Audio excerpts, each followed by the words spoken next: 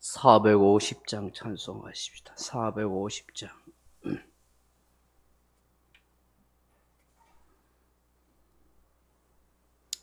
찬송가 450장입니다. 내 평생 소원 이것뿐 주의 일 하다가 이 세상 이별하는 날 주 앞에 가리라. 꿈같이 헛된 세상 취할 것 무엇냐.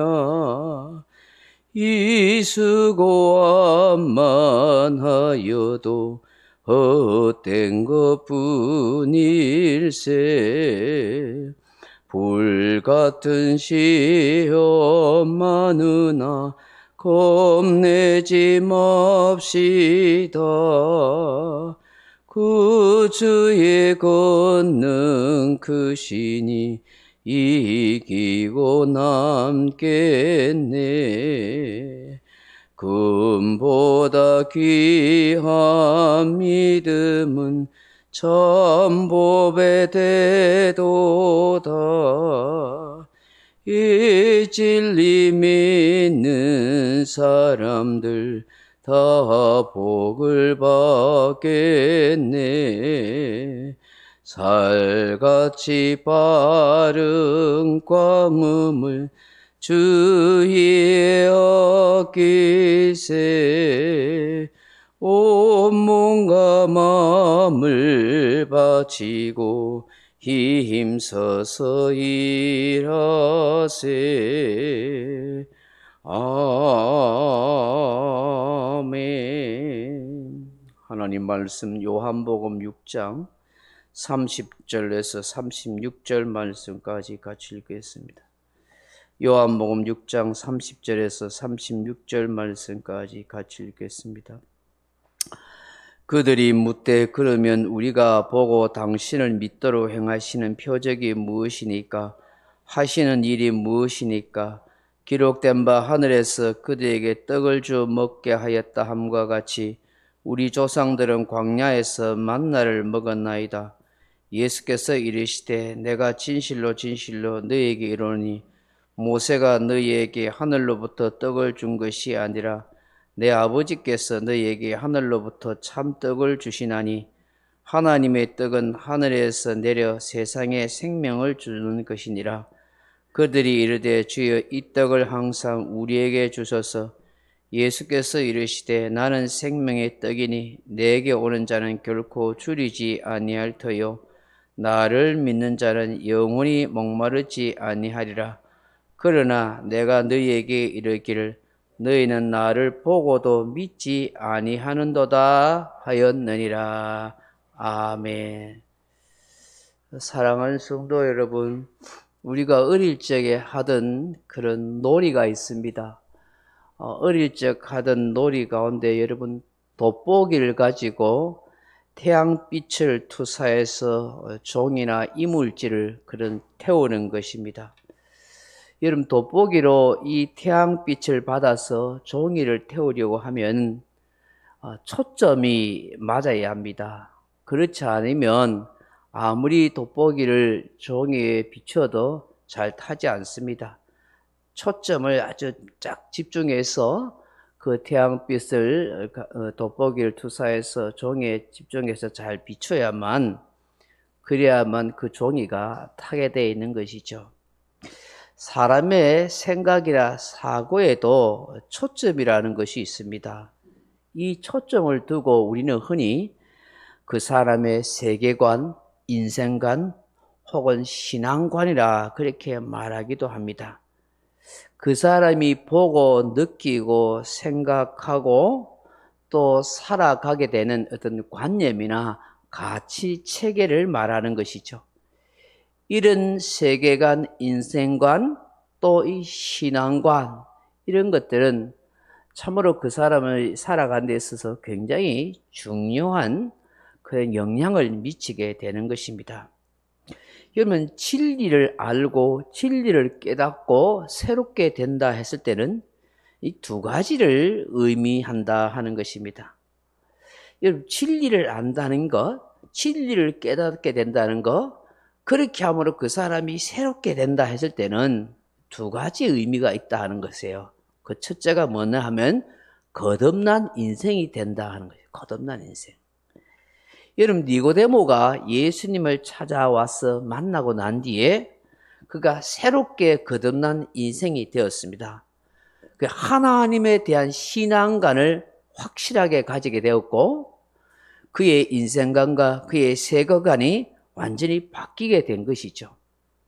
이전에 예수님을 만나기 전에는 니고데모로도 나름대로 사내들인 공회원이었고 부자였고 자기 나름대로 인생의 길이 있었지만 그럼에도 불구하고 그의 영혼의 목마름은 영생에 대한 그런 자신감이 없었어요. 그래서 예수님을 찾아와서 랍비여 내가 어찌하면 영생을 얻으리까에 대한 궁금함을 가지게 되었어요. 그때 예수님께서 네가 물과 성령으로 거듭나지 아니하면 하나님 나라를 볼 수 없느니라, 하나님 나라에 들어갈 수 없느니라고 말씀하셨죠. 그가 가졌던 인생관 세계관은 뭐예요? 사람이 어떻게 거듭납니까? 늙어서 어미 뱃속에 다시 들어가서 납니까? 라는 지극히 육신적이고 과학적인 그런 사고밖에 없었어요. 우리 예수님께서 제시하셨던 거듭남이란 그거 뭐예요? 육신으로 난 것이 아니라 너의 영이, 죽은 영이 다시 태어나는 것이라. 새 생명을 가지는 것이라는 거예요. 그러므로 우리가 진리를 알고 진리를 깨닫고 그리고 진리로 말미암아 새롭게 된다는 것은 바로 이런 신앙관이나 세계관이나 인생관이 새롭게 바뀌는 것이에요. 그것은 예수님을 만날 때요. 예수 그리스도가 메시아시고 하늘에 오신 분이시고 우리에게 생명을 주시는 구원의 주님이시다. 예수님이 바로 진리와 말씀이 되신다는 그 주님에 대한 분명한 깨달음을 가질 때 거기서 거듭난 인생이 되는 것입니다. 둘째로는 우리가 진리를 보고 깨닫고 진리로 말미암아 새롭게 된다는 것은 첫째로 거듭난 인생이 된다는 것이고 두 번째로는 세상을 보는 또 세계를 보는 그런 인생관이나 신앙관이 새로운 가치를 가지게 된다 하는 것입니다. 이때까지 자기가 가지고 있던 어떤 세계관이나 인생관이나 신앙관이 어떤 고정되어 있고 편협한 사고 속에 사로잡혀 있었지만 진리를 알고 주님을 제대로 만나고 나면은 이 가치가 달라지는 거예요. 다시 말해서 삶의 태도가 바뀌고 생활 양식이 바뀌게 되어 있는 거예요. 그러니까 여러분 예수님을 만났다고 예수님의 은혜를 경험했다고 진리를 깨달았다고 하면서 여전히 그 사람의 인생관이나 세계관, 신앙관이 편협한 사고 속에 있다든지 생활 양식이 바뀌지 않고 삶의 태도가 바뀌지 않으면 사실은 그것은 확실하게 진리를 알거나 깨달은 것이 아니라고 말할 수가 있는 거예요. 뒤늦은 나이에 거듭나고 중생한 경험을 했던 카피라이터 이만재시라는 사람이 이런 글을 썼어요. 이분의 글이에요. 참 별 희한한 일도 다 있다. 참 별 희한한 일도 다 있다. 내 나이 머지않아 지천명을 바라보는 나이에 아무리 생각해봐도 별일은 별일이다. 세상에 나처럼 한평생 엉덩이에 뿔을 높이 달고 휘젓고 오로지 술과 법과 객기를 인생의 낙인 양 그렇게 믿고 살던 사람이 어느 날 갑자기 참으로 갑자기 그 좋아하던 술 벗들 대신에 예수님 사랑해요 어쩌고를 엉얼거리며 이미 이 세상에 호적에 존재하지 아니하는 까닭에 일찍이 한 번도 본 일이 없는 그분을 목수간 집내 털보 아들 은근히 혼자서 속으로 짝사랑하기 시작했으니 참으로 별 희한한 일이 다 있다. 목수의 아들이신 예수님을 짝사랑하고 있다는 거예요. 예수님 사랑해요라고 이런 말하고 있으니까 내가 아무리 생각해도 희한하다. 평생에 술을 마시고 객기를 부리며 세상 친구들과 버타며 자기 마음대로 인생을 살던 사람이 어느 날 예수님 사랑해요 하고 그 술벗, 그 술과 모든 세상을 다 끊어버리고 한 번도 본 일이 없는 다른 나라에 그 목수의 아들, 그 털보라, 유대인들은 털을 많이 기릅니다. 이 수염을 많이 기릅니다. 그것이 제가 히브리인들 문화 설교를 했지만 히브리인들은 이 털을 많이 기르는 거 뭐냐면 남성들은 힘과 건세를 상징하기 때문이에요. 그래서 여러분 유대인들이 왜 아랍인들이 왜 저렇게 수염을 털을 많이 키울까? 그들의 문화예요. 풍습이에요. 남성이 이 털이 없거나 이러면은요 남자답지 못하가 책임감이 없다.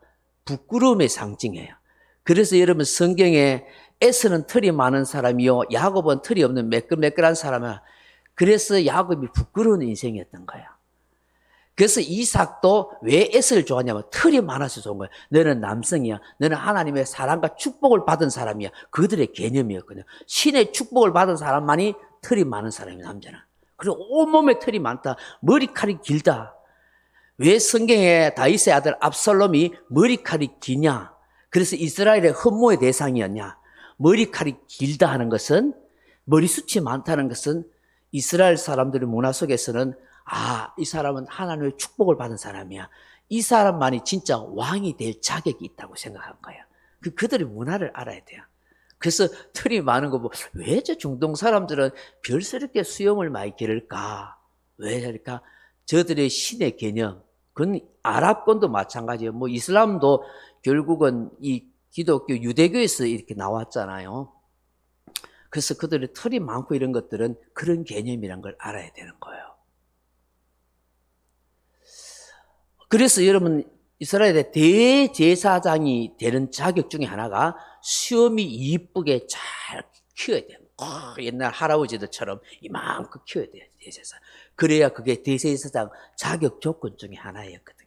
제가 무슨 얘기하다가 갑자기 이 수염 얘기합니까? 어쨌든 간에 한 번도 본 적이 없고 그런 털보, 그 털보의 아들, 그 목수의 아들이 예수님을 내가 어느 순간에 사랑해요라고 혼자 짝사랑하고 있으니까 별 희한한 일도 다 있다고 이만재 씨가 자신이 예수님을 만나고 거듭나고 난 뒤에 이런 고백을 하게 되더라는 것이죠. 이것이 거듭난 신비를 경험한 사람이 실감 있게 표현한 내용이죠. 여러분 사실 하나님의 은혜를 통해서 거듭나지 않으면 이 영적인 신비를 볼 수도 경험할 수도 없는 거예요. 진리를 제대로 깨달을 수도 없고 새로운 삶을 살 수도 없는 거예요. 이 영적인 신비예요, 거듭남. 그래서 여러분 교회를 문턱이 닳도록 왔다 갔다 하는 게 중요한 게 아니에요. 진짜로 하나님의 은혜를 깨달아야 돼요. 정말 인격적으로 영적으로 예수님이 내 인생의 구주와 주님으로 영접되고 믿어져야 돼요. 거듭나야 신앙생활이 거기서 출발하는 거예요. 여러분 세상에 태어나지 않은데 어떻게 자람이 있어요? 어떻게 변화가 있어요? 어떻게 성장이 있어요? 어미 뱃속에서 태어난 생명이 돼야 자라는 거예요. 영적으로 거듭나야 그 사람이 영적으로 자라고 하나님의 은혜와 축복을 받는 삶이 변화가 있는 거예요. 그러니까 정말로 거듭난다는 게, 성령으로 거듭난다는 게 정말 하나님의 인친자가 되는 거예요. 그래서 교회 안에는 사실 두 종류의 사람이 있는 거예요. 물론 전혀 예수 믿지 못한 육의 사람도 있긴 있어요. 그런데 육신에 속한 사람과 영의 사람이 있어요. 여러분 육신의 사람도 교회 열심히 봉사합니다. 자기 지혜로 똑똑하게 말도 잘합니다. 앞장서서 일합니다. 근데 결정적일 때에 하나님의 일을 생각하지 않아요. 하나님의 입장을 생각하지 않아요. 하나님의 뜻이 무엇인지를 깊이 생각하지 않아요. 왜? 육신에 속한 사람이니까 육신적인 일만 생각해요. 내 눈에 보이는 것만 생각해요. 내 이성으로 판단되는 것만 믿으려고 해요. 그건 참 믿음이 아닌 거예요. 어느 때 제가 많이 느끼냐 하면 하나님의 일을 할 때에, 영적인 일을 할 때에 딱 육신적인 사람은 딱 부딪혀요. 왜? 하나님의 일 방향이에요. 왜? 현실적이고 이성적이고 대충 마귀의 조정을 당할 수 있는 그런 사람이 많아요. 영적인데 어떨 때 가냐면 이 사람을 위해서 안수 기도를 할 때에, 성령 받도록 간절히 기도할 때에 알게 돼요. 왜? 육신의 사람은 딱 막혀버려요. 딱 막혀버려요. 이성적으로 딱 막혀요. 이 사람이 딱. 영적인 사람은, 하나님의 은혜를 받을 사람은 마치 스펀지처럼 물이 쭉 빠져들어가는 것처럼 싹 통하는 게 있어요. 그거는 영적 사역을 하는 사람만이 알아요. 아, 하나님이 이 사람 속에 역사하시고 은혜와 축복을 베푸시고 있구나. 영의 사람이구나. 육신의 사람이구나. 막혀버려요. 자기 생각으로, 자기 이성으로, 자기 철학으로 딱 가득 차 있구나. 알아요. 그래서 몇 번 기도를 해줘 본다든지 아니면은 마음을 비우세요. 정말로 예수님을 마음으로 영접하세요라고 몇 번 이야기했는데도 안 돼요. 아, 이 사람이 육신에 사로잡혔구나 하고 내려놔 버려요.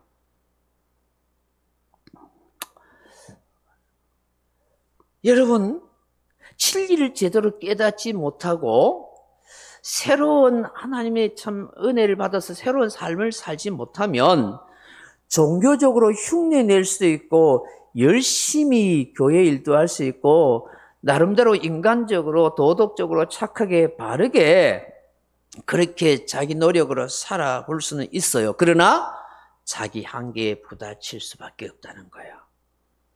거듭나고 진리를 바로 깨달은 사람, 예수님을 인격적으로 영적으로 만난 사람은 결국 어떤 사람이냐? 마음이 깨어진 사람이에요. 마음이 깨어진 사람.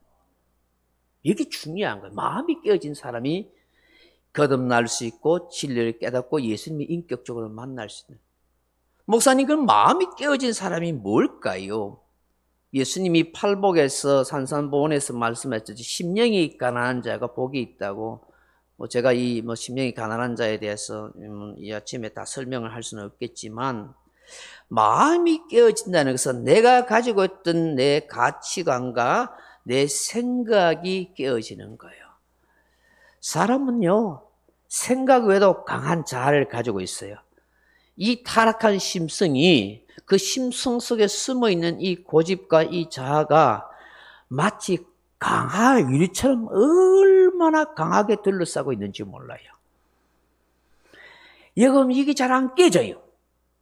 근데 이것이 깨어질 때에 진심으로 예수 믿는 사람이 돼요. 깨어지는 것처럼 몸부림치는 건 많이 있지만 진짜로 안 깨져요. 깨어지는 것을 볼 때에 그 깨어짐은 나타나요. 보게 되면은. 깨어질 때 진심으로 예수 믿는 사람이 되거든요. 그럼 목사님, 깨어진다는 게 어떻게 나타납니까? 여러 가지 나타나기도 합니다만은 대체적으로 정말 자기 자아가 강하고 고집이 센 사람들이 이 깨어짐의 역사가 어떻게 나타나냐면 진리를 듣고 그 말씀을 듣고 난 뒤에 자신이 얼마나 형편없고 추악한 죄인인가를 발견하게 되는 거예요. 도무지 가능성 없는 인생이라는 것을 철저하게 볼 수 있어야 되는 거예요. 보게 되는 거예요. 그게. 거기에서 회개의 눈물이 있고 거기에서 주님의 긍휼을 붙잡게 되어 있는 거예요. 주님의 옷자락을 붙잡게 되어 있는 거예요. 마치 야곱이 야복강가에서 그 천사와 신앙하든지 그 사실을 호세아에서는 눈물로 간절히 부르짖었다고 이야기하잖아요. 하나님은 거기서 자기의 자아가 깨지는 거예요. 이 야복강, 야복이라는 게 바카크라는 단어의 원어거든요. 부서지다, 깨어지다, 내려놓다. 그게 야복강 사건이잖아요. 자기가 이때까지 가지고 있던 인간적인 생각을 깨트리고 부서지고 던져놓는 거예요. 거기서 분이엘 하나님을 만나요. 거기에서 죽기 살기로 주님을 붙들고 주님이 축복해달라고 해서 거기에서 이름이 야곱이냐 너 이름이 이스라엘이라고 바뀌는 거예요. 거기서 변화된 인생이 되는 거예요. 뭐 그렇다고 인간적인 육신적인 생각이 없는 건 아니지만 거기서 주님을 절실히 경험하게 되어지는 거예요.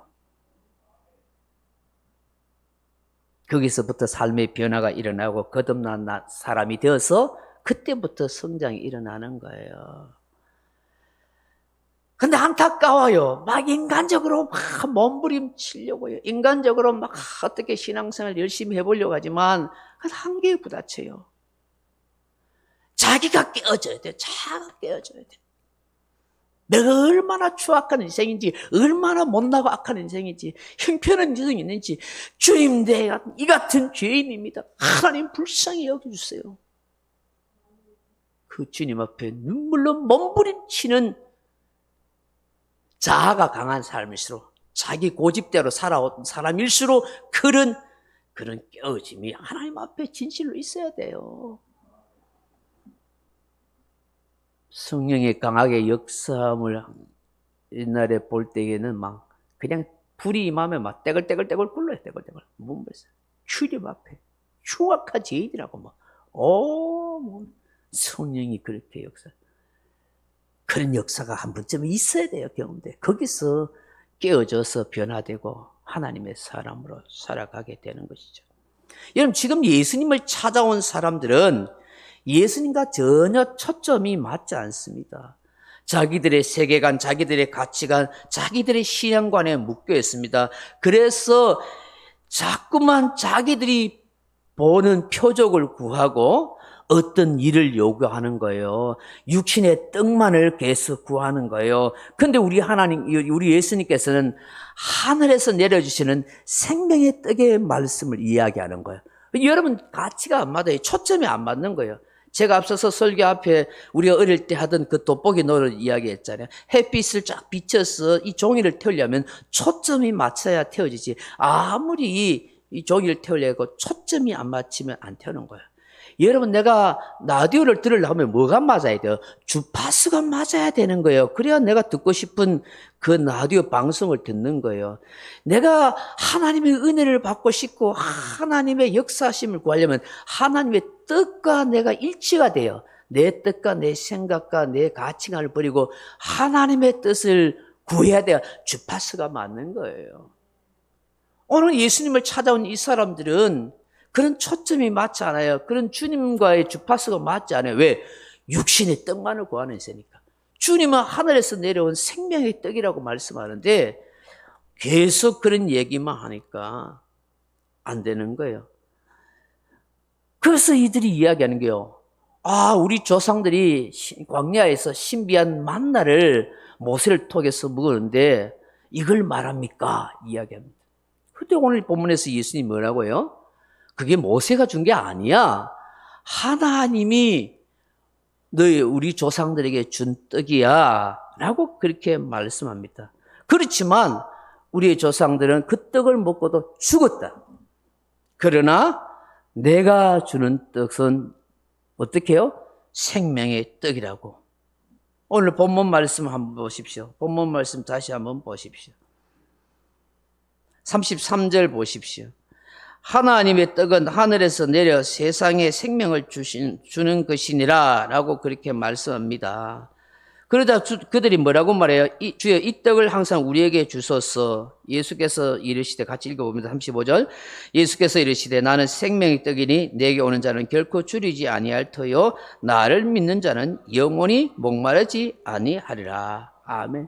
예수님 자신이 생명의 떡이시다. 내게 오는 자가 줄이지 않고 나를 믿는 사람이 영원히 목마르지 않는 자. 결국 예수 그리스도 그분이 생명의 떡이고 나의 영원한 생수가 되는 것이다. 나를 믿어야 너희들이 참 생명을 얻는 그런 인생이 되는 겁니다. 그럼에도 불구하고 어떻게 해요? 이들이 나를 보고도 믿지 않는도다라고 안타깝게 생각하는 거예요. 왜요? 초점이 안 맞는 거예요. 주파수가 안 맞는 거예요. 여전히 세상적인 가치관, 자기 인생관을 가지고 자기 메시아를 가지고 육신의 떡만을 생각하면서 예수님을 만나려 하고 요구하려니까 하늘에서 내려온 산떡이신 그 생명의 주님을 만날 수도 진정 믿을 수 없는 거예요.